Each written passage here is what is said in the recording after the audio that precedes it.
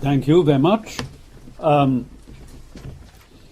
have an easier task than you do this afternoon.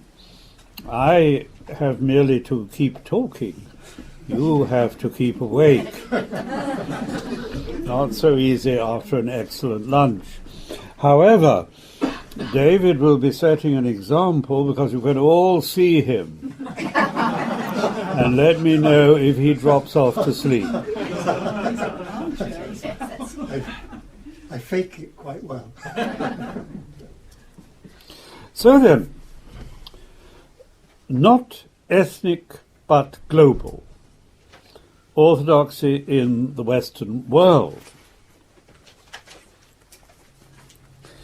During the 20th century, the Orthodox Church underwent a major change. Previously, the Orthodox Church had been largely restricted to the Eastern Mediterranean, to Eastern Europe, Russia, these being the traditional Orthodox lands of which I spoke before lunch. But as a result of political and economic pressure, in the last 100 years, there's been a vast exodus to Western lands. The Orthodox Church is no longer specifically Eastern. It has become Western as well. It has become global. Let us note first the size of this Orthodox emigration in the 20th century. In the USA, there are perhaps between 3 and 6 millions of persons of Orthodox ancestry. I use that phrase deliberately because they are not necessarily by any means all of them practicing Orthodox. In Australia, a land that I've never visited, I suppose there are about 1 million persons of Orthodox ancestry. In Germany, certainly 500,000.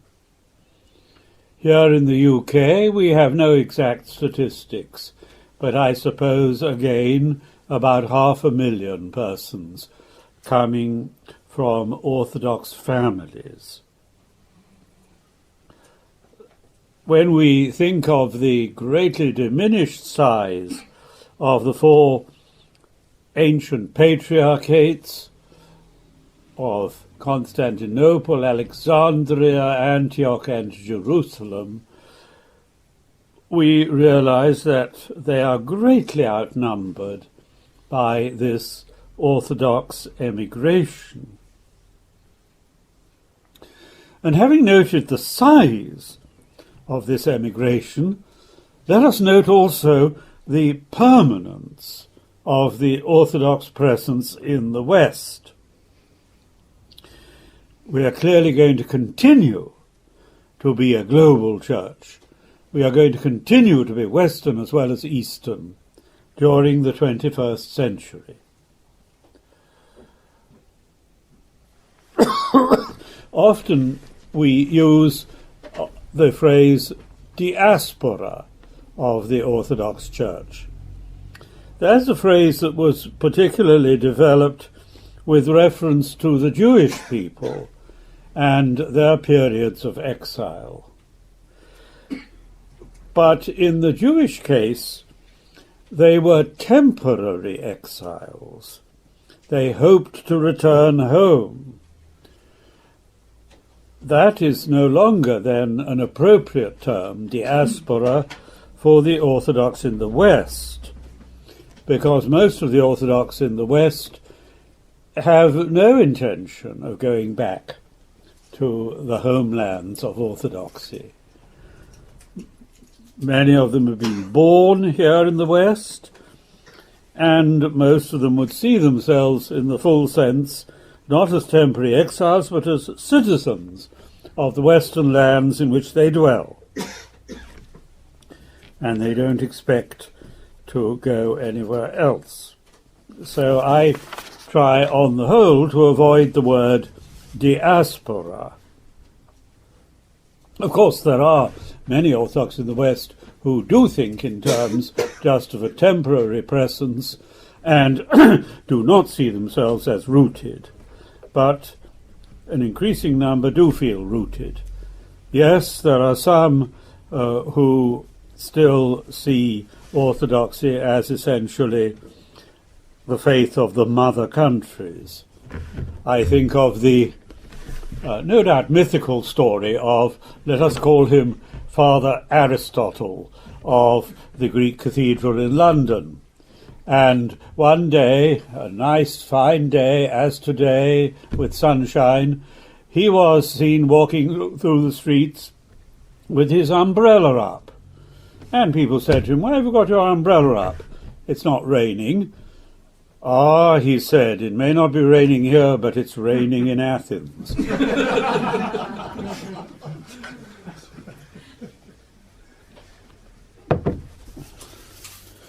Now, the effect of this situation of emigration, of settlement in non-Orthodox countries upon the life of the Orthodox has been, in many cases, to force us back upon the essentials. Here in the West, we can no longer see Orthodoxy as a national church playing a role in the total life of the community in which we live. We are a minority. But this makes us distinguish in our minds, now that we are no longer members of a national church, of a church with a privileged position in the state and in education, what is our essential position as Orthodox? We are forced back upon the one thing needful, upon the Eucharist. The parish acquires an importance among the émigré Orthodox such as it did not have in recent centuries in the traditional Orthodox countries. On the whole, our local parish, that is all that we have in the way of a distinct, explicit Orthodox identity. Now, looking at the situation of Orthodoxy in the West, let's call to mind the basic problem. And this is fragmentation. Here in the West, we have a plurality of jurisdictions. Jurisdiction is not a very attractive word. Alexander Solzhenitsyn said it's not to be found in the Gospels. Well, actually, it does occur at least once in the authorized version of Scripture. Luke 23:7.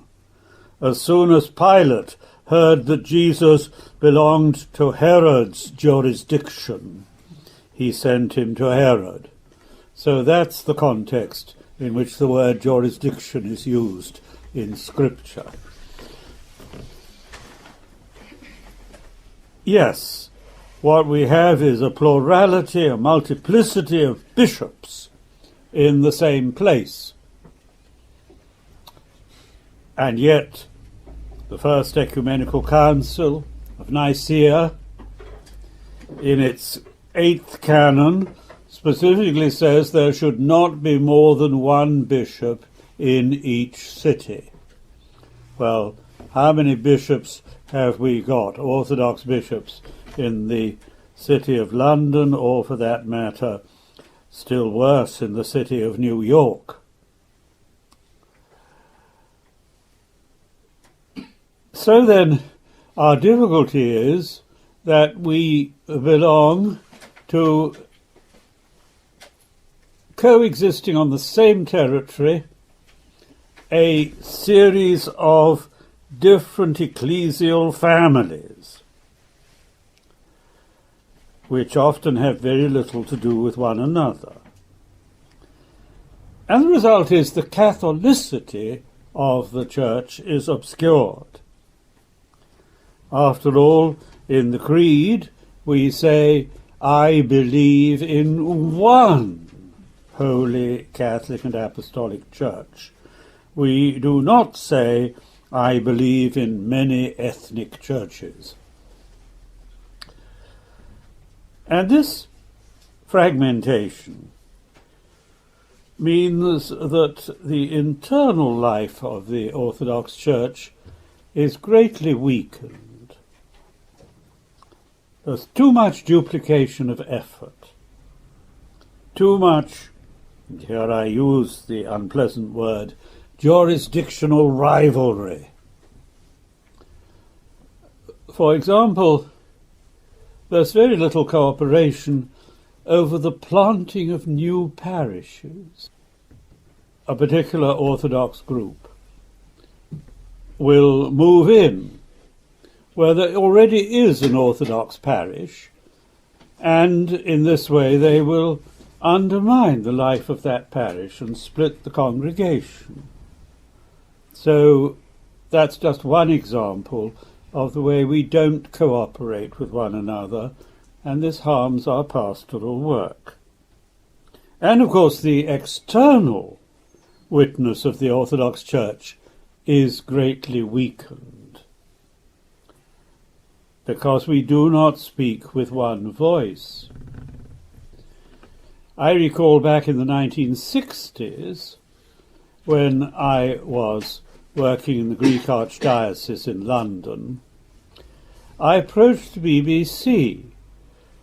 In those days, there were a lot of religious broadcasts, but hardly ever was there an Orthodox religious broadcast. Given our numbers, we should have been much more represented. And I complained to my contacts in the BBC, why were the Orthodox not properly represented? And they replied, if you will set up a single body representing all the Orthodox in this country, responsible for broadcasts, then we will deal with that body.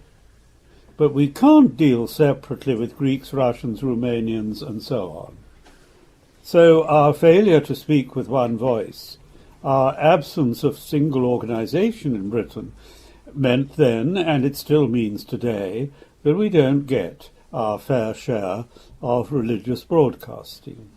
And you could think of many other examples.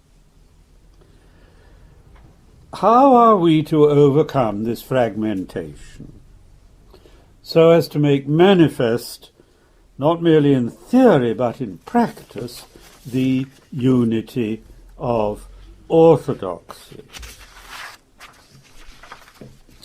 Now, as regards the future of the Orthodox in the Western world and the possibility of closer unity, I can see two approaches, which are not necessarily mutually exclusive. The first is what we might call the Constantinople solution. According to this view, held by some, though not all, the people who belong to the ecumenical patriarchate,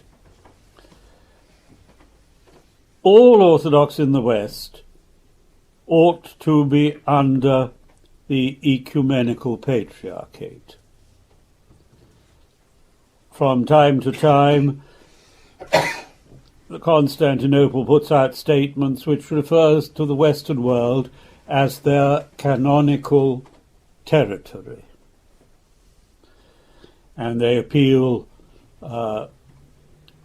in particular to Canon 28 of the Council of Chalcedon in 451. Well, I won't read that canon to you because it's quite long, but you read it for yourselves, and you may well ask, well, what has that to do with the Orthodox in the Western world today? But to a limited degree, this approach is being applied. All Greeks in the Western world belong to the ecumenical patriarchate, whether they come from the National Church of Greece, from Cyprus, from Alexandria, or from Jerusalem. They would all be under one single authority, the Patriarchate of Constantinople. So the Church of Greece, for example, does not attempt to have its own jurisdiction in the West. From time to time, Jerusalem has tried to set up parishes in North America. This has usually proved highly controversial, and they've withdrawn their attempts. We have, notably, the Russian diocese based on Paris, which is under Constantinople. In the 1930s, a large number of Russians, embracing most of their responsible theologians, chose to belong not to the Moscow Patriarchate nor to the Church in Exile, but they said, let us go under Constantinople. And they, of course, have the only Orthodox theological school in Western Europe, the School of St. Sergius in Paris. The Ukrainians some years ago, and they're quite numerous in North America and Canada, they came under the ecumenical patriarchate as well. But I think that most of the Russians have not opted to go under Constantinople, and certainly I don't think the Romanians in the Western world would want to be under Constantinople either. So I think this first solution, that everyone should be under Constantinople, isn't realistic. Now, a second approach is to be found in the decision made at the Pan-Orthodox Conference in 2009 that in every country or group of countries there should be an episcopal assembly, including all the bishops who had pastoral responsibility in that specific area. Now, in fact, in many countries, such pan-Orthodox episcopal assemblies had existed long before this. In the United States, the Standing Conference of Orthodox Bishops, SCOBA, has existed since 1960. In France, there have been inter-Orthodox episcopal assemblies since the 1970s. But in Great Britain, we had no such inter-Orthodox assembly until this decision in 2009. Now we do have a pan-Orthodox Episcopal Assembly that meets in London. It meets only twice a year for about 3 hours in the morning, when we are then given a festal lunch, but that more or less finishes us off for serious business in the rest of the day. And we have 3 subcommittees, one theological, one educational, one liturgical, who perhaps will do more effective work than the main assembly. Here in I shouldn't say Great Britain, but the British Isles, because it includes the Republic of Ireland as well, we have altogether 14 Orthodox bishops who have some pastoral responsibility. They are not all of them resident in Great Britain. The Serbian bishop, for example, lives in Scandinavia. The Bulgarian bishop is in Germany. The Romanian Metropolitan is in France. But they all have parishes in England, so in principle they all should be represented. So perhaps these episcopal assemblies, now existing in almost every country of the Western world, will lead to a growing cooperation and will lead eventually to the establishment of a single Orthodox Church in each country. How are you doing, David? Now, I can see a possible sequence here. I can see 3 stages in inter-Orthodox relations in the West. The first stage is where you have merely friendly contacts, informal cooperation. For example, getting together once a year for a pan-Orthodox Vespers. That was our situation in England until 2009. We exchanged Christmas cards, but we didn't do anything much more than that. Otherwise, each Orthodox diocese in Britain went its own way. The second stage is to have episcopal assemblies, to get all the bishops in a given area to meet together. And that we are now doing in Britain. But this is much more highly developed, for example, in France, where the bishops don't just meet for 3 hours, they meet for 3 days. They have a residential meeting. And I think they don't just have 3 committees, they have about 20 committees, dependent on the Episcopal Assembly. Now, the limitation here is that these Episcopal Assemblies are purely consultative. We merely exchange ideas, but we don't at present have the power to make decisions that are binding on all our members. If we choose to disagree, well, we just have to go on living with that.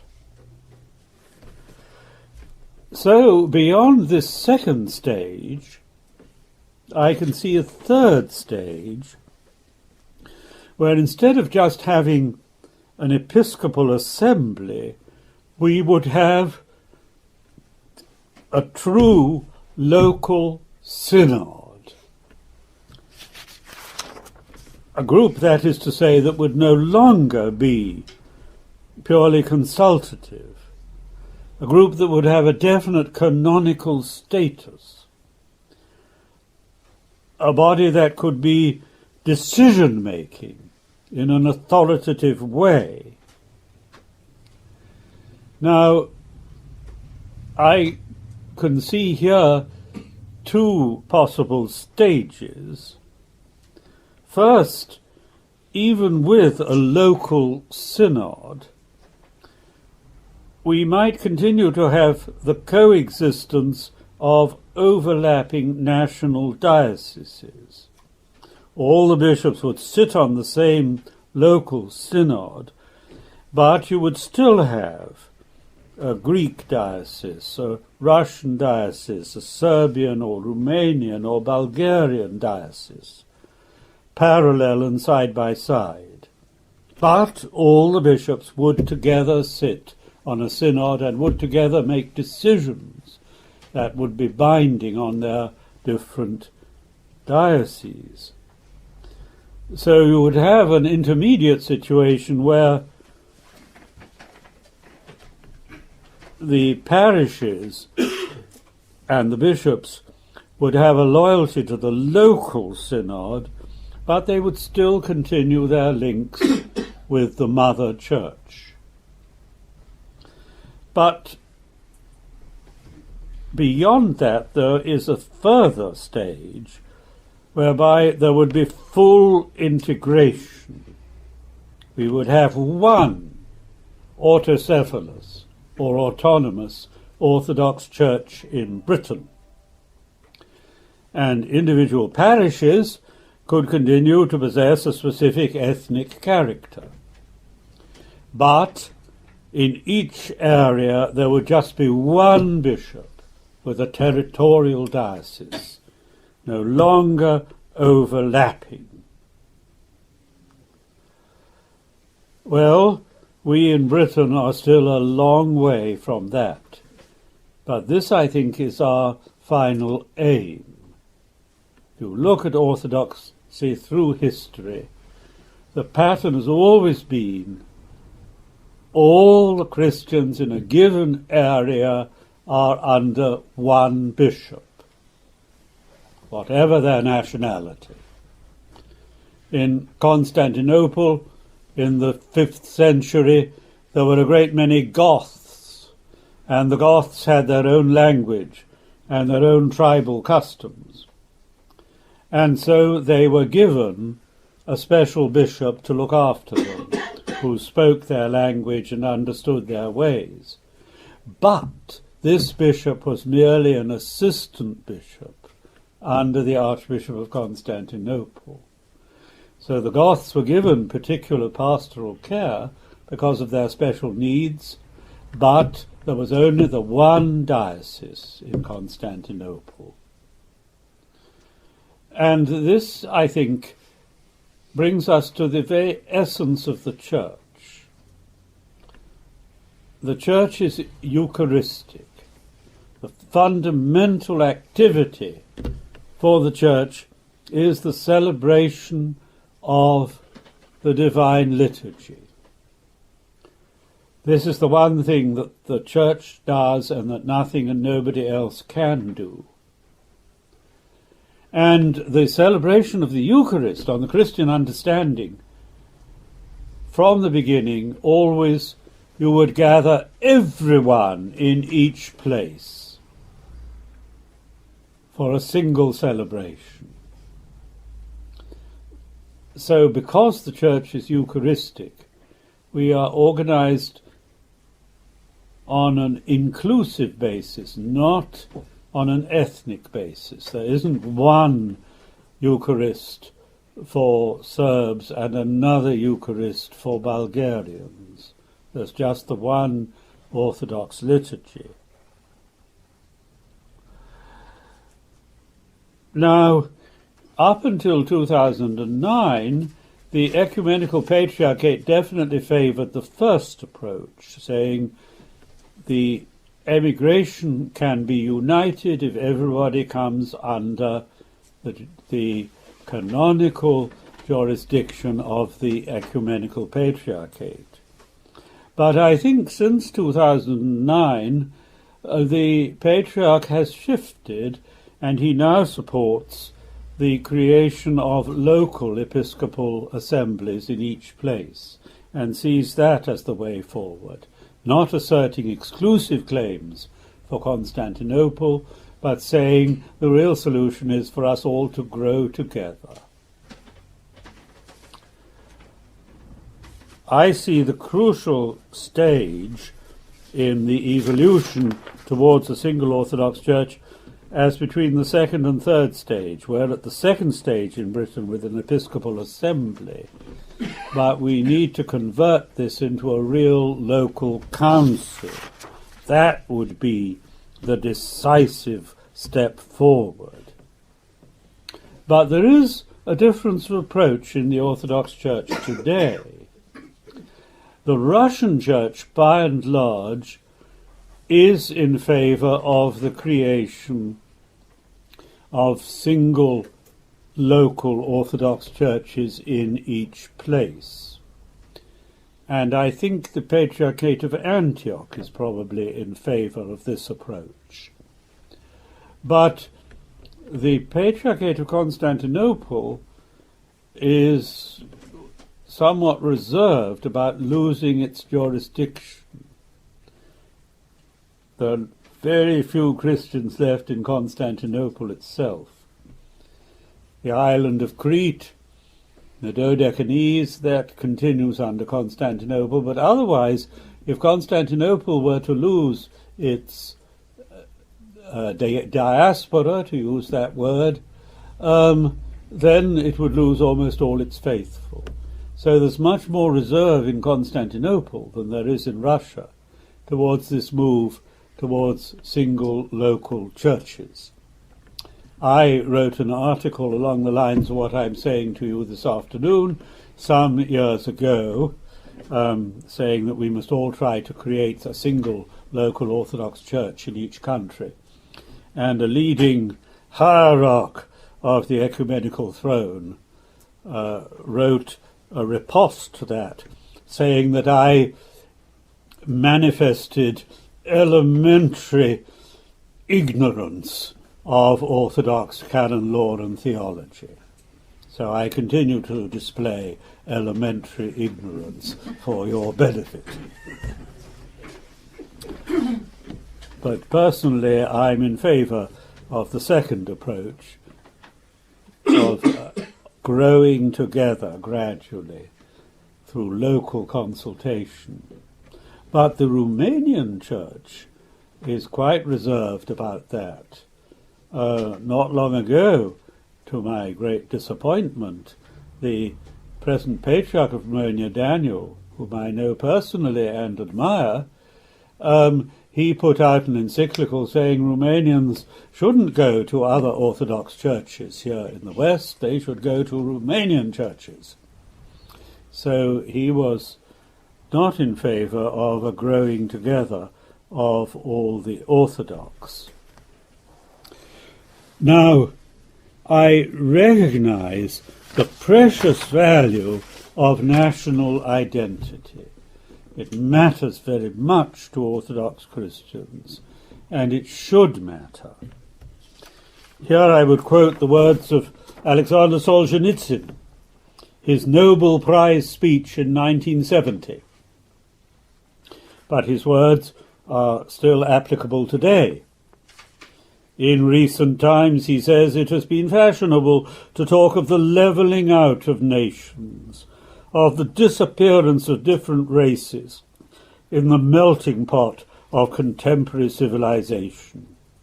I do not agree with this opinion. The disappearance of nations would have impoverished us no less than if all humans had become alike, with one personality and one face. Nations are the wealth of humankind, he says, its collective personalities. The very least of them wears its own special colours and bears within itself a special facet of divine intention. Well, I agree with Solzhenitsyn. It is significant that on the day of Pentecost, everybody spoke in their own national tongue. They didn't use Eurospeak or Esperanto. They each spoke in their own tongue. The miracle of Pentecost was not that they all used the same language, but that they used their own languages, but they understood one another. So, yes, I wouldn't wish to see our national differences disappear. I would like to quote the example of a glass of water. Now, what keeps us alive is not the glass, but the water inside the glass. But to drink the water, unless I happen to be walking on the Yorkshire moors, I need to have a glass. And that applies, I think, to our church life. What matters is the life-giving water of orthodoxy. But what makes this life-giving water available to us is that it's communicated to us in the glass. The glass acts as the means whereby we can drink the water. And the glass in this case is our different specific national identities. It's through that that we acquire our Orthodox devotion. And here I think we should take note of the situation of the Orthodox Church in America. And if there are people from America here, I hope they won't be hurt by what I say. In 1970, the OCA, Orthodox Church in America, was set up as an autocephalous church with the blessing of the Russian Church. And it was hoped that it would form the nucleus of a single American Orthodox Church. Unfortunately, that didn't happen. Most of the different Orthodox mother churches refused to recognize the OCA. They remained in communion with it, but they did not recognize it as being an autocephalous church. When I was first in America, back in the 1950s and 60s, I thought the future lay with the OCA. And I was quite critical of the Greek Archdiocese because of its heavy emphasis on Greek nationalism. In those days, the liturgy was celebrated only in Greek and not in English. But I have rather changed my opinion over 50 years, because in fact, the OCA has shrunk. It has lost a great part of its membership. Father Thomas Hopko said to me that in his lifetime he reckoned that the OCA had lost 2/3 of its members. And the Greek Archdiocese has also lost many members, but it has grown at the very time when the OCA has declined. So perhaps the Greek emphasis on nationalism as a way of holding the Church together has its value. Perhaps American culture, which with all due respect is an amalgam of so many different national cultures, is not enough to act as a glass to hold us together. Perhaps we need something more definite.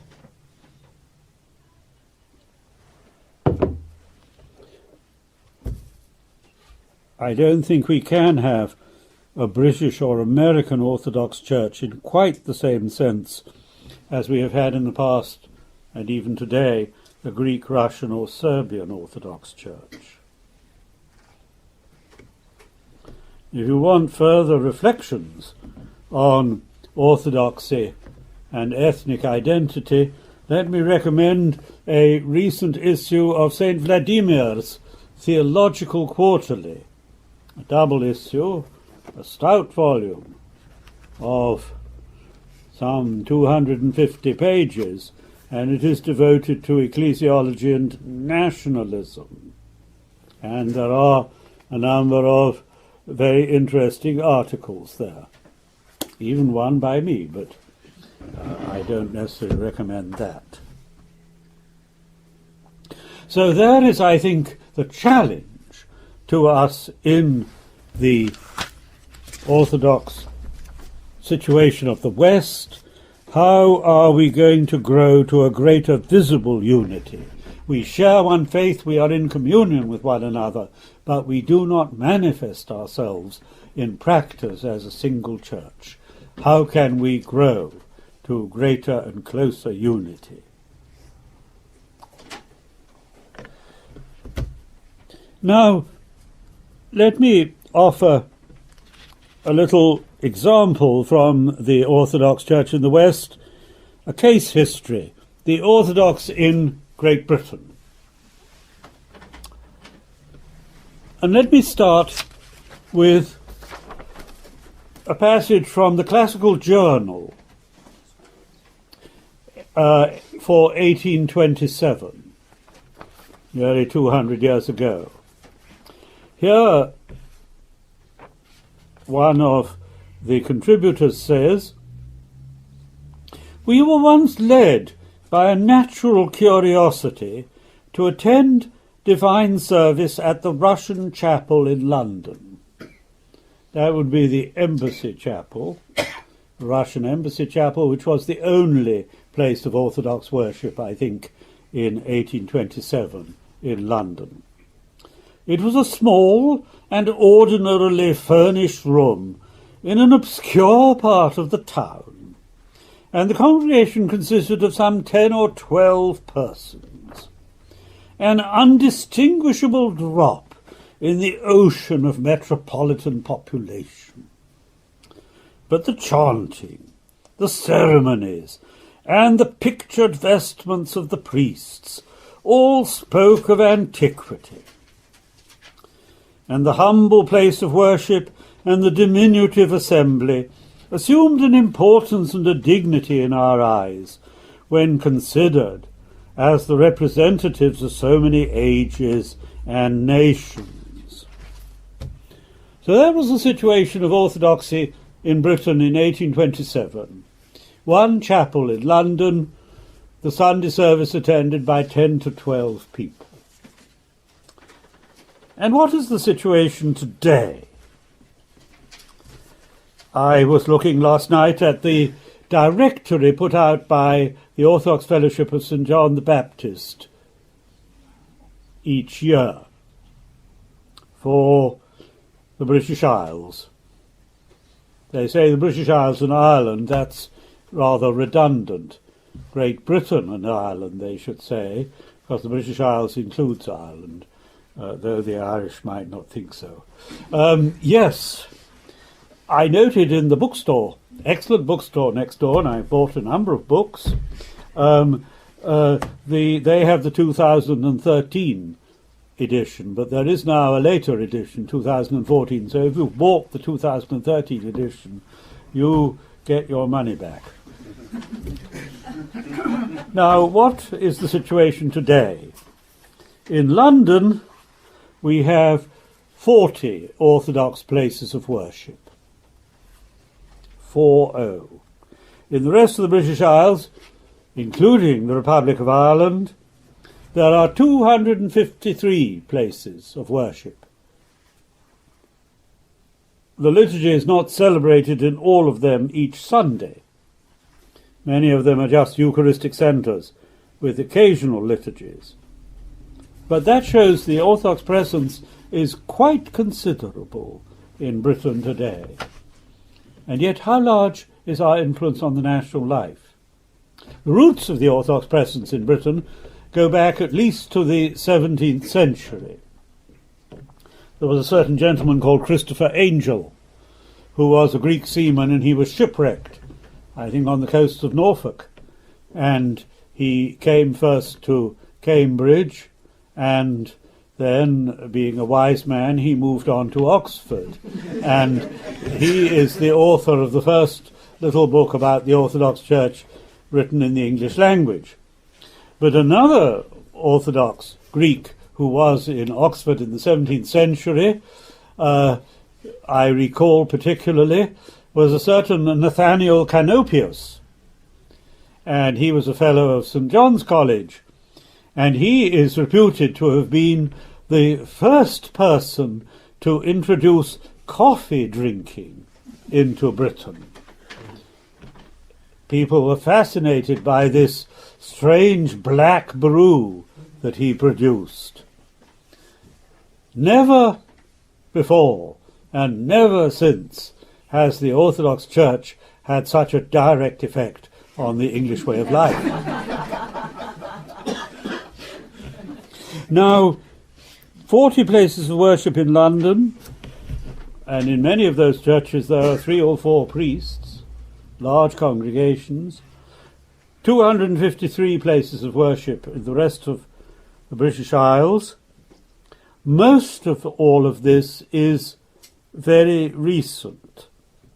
As late as 1940, there were only in Britain 5 regular places of worship, and only 2 Orthodox churches in London, 1 Greek and 1 Russian.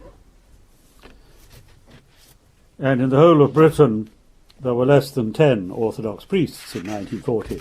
Today there are somewhat more than 200.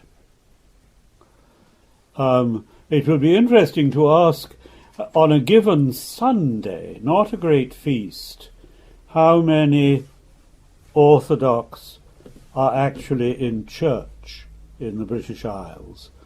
A census was done some time ago, and it was reckoned there were about 26,000 Orthodox in church on a given Sunday, which would give you an average of about 200 in each Orthodox church. Now, many of our parishes have a good deal less than 200 people on Sunday. That means that only about 5% of the total persons of Orthodox origin are actually going to church regularly. So we shouldn't be too complacent about our situation. Now, the majority of the Orthodox here in Britain are Greek, especially from Cyprus. Until the 1990s, the Orthodox presence in Britain was overwhelmingly Greek. Now, there is an increasing number of Russians and Romanians, but still the Greeks are in the majority, but no longer an overwhelming majority. This makes the Orthodox situation in Britain, the very great predominance of Greeks, different from the Orthodox in France, Germany, or North America, where everywhere the Greeks are the majority group, but the other Orthodox groups are much more comparable. Things have changed, however, in Britain. There used to be, for example, only 1 Romanian church in London, and now I don't know how many there are, quite a large number. I remember the Romanian priest in London, the first Romanian priest who came in the 1960s. I was sitting next to him once at a meeting of the Anglican and Eastern Churches Association, a body some of you may belong to, a body that does excellent work, but it isn't noted for having a very fiery and lively annual general meeting. And what happened was, and I must remind you, this is the communist era in Romania, first of all, the chairman. He was willing to stand again. Were there any other candidates? No, he was elected. The secretary and the treasurer, they both were willing to stand again. Any other candidates? No. 4 members of the committee, but due to be replaced, they were all standing again.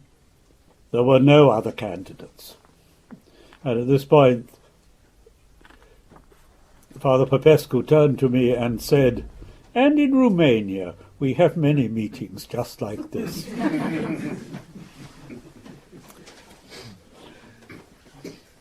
I suppose in the British Isles the total number of converts, persons of Western origin who've joined the Orthodox Church as adults, is not very large.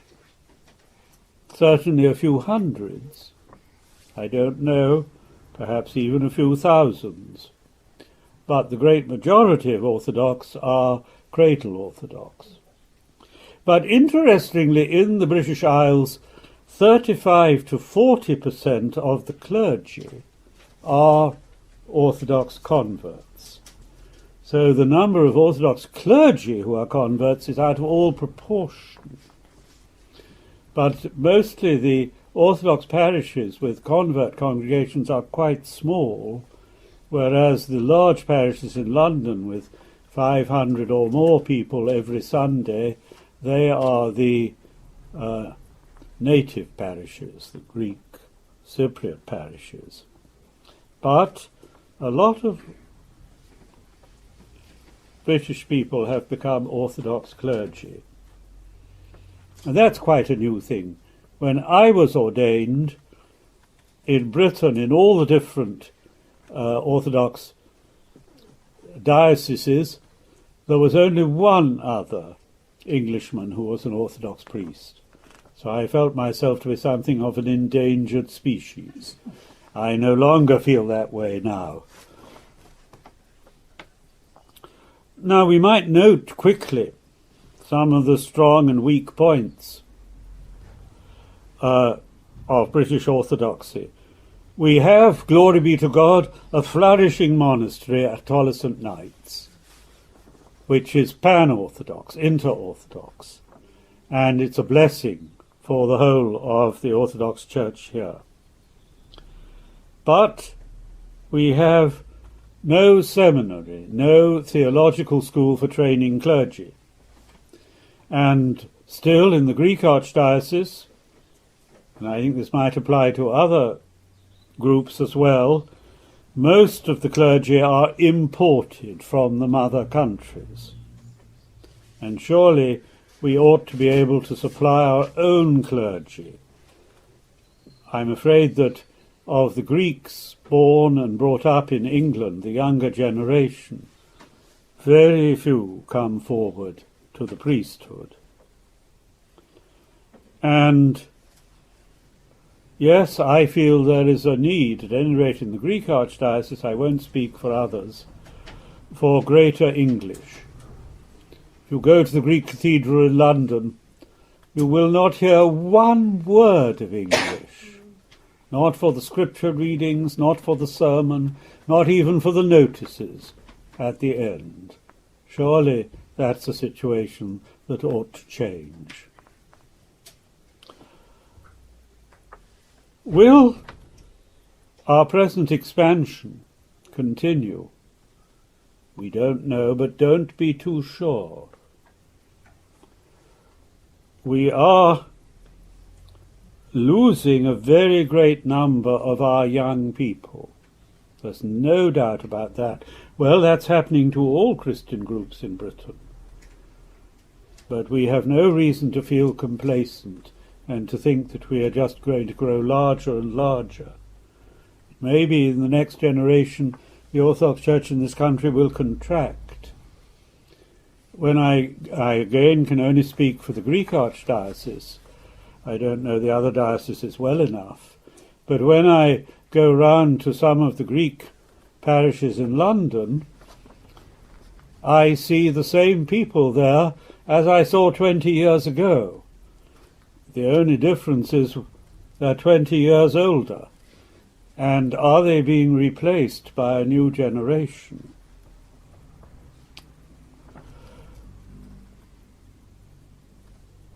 A small footnote is this. Would it help our Orthodox mission in Britain if we had a Western Rite Orthodoxy? At the present moment, what is happening is we're almost all using the liturgy of St. John Chrysostom. And many of us would feel the way forward is to use this increasingly in English. But some people say here in the West we ought to revive the ancient Western liturgies and to have Orthodox worshipping in Western ways of worship.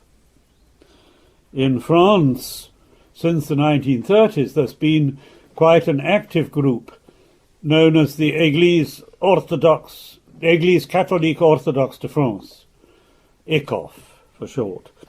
It was at one point the largest single Orthodox group in France, though it's now grown, split into various different parts and lost a lot of its faithful.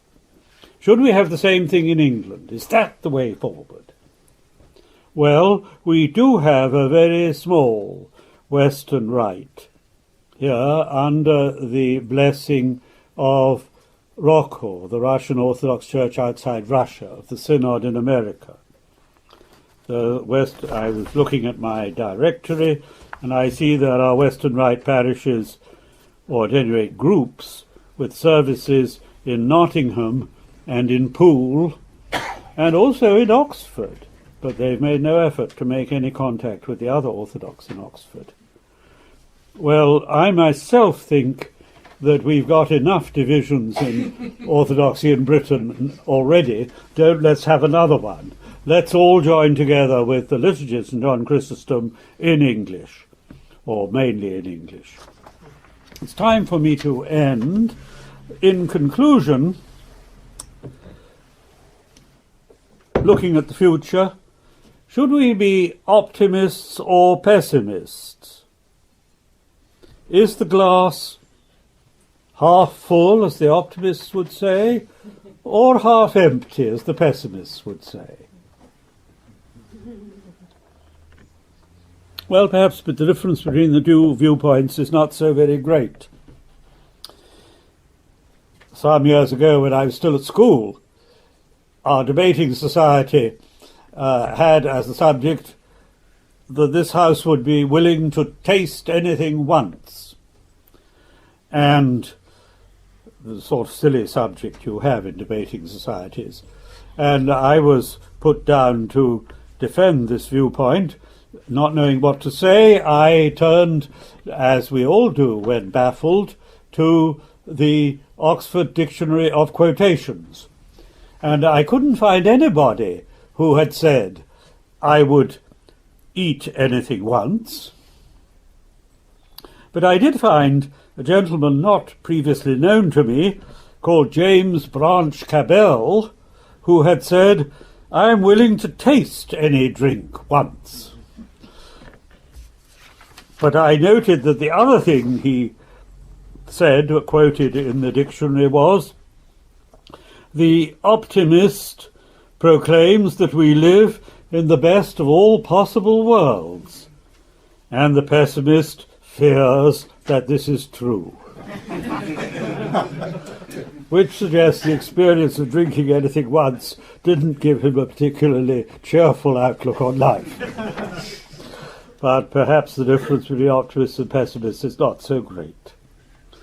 My own stance as I gaze into the future of Orthodoxy in the 21st century is I'm inclined to be a short-term pessimist, but a long-term optimist. A short-term pessimist because I think we've got major problems to deal with, growing to greater visible unity, making a more serious use of the English language, doing more, but what should we do to retain the loyalty of our young people? But I'm a long-term optimist because I believe in the resurrection of Christ. Thank you.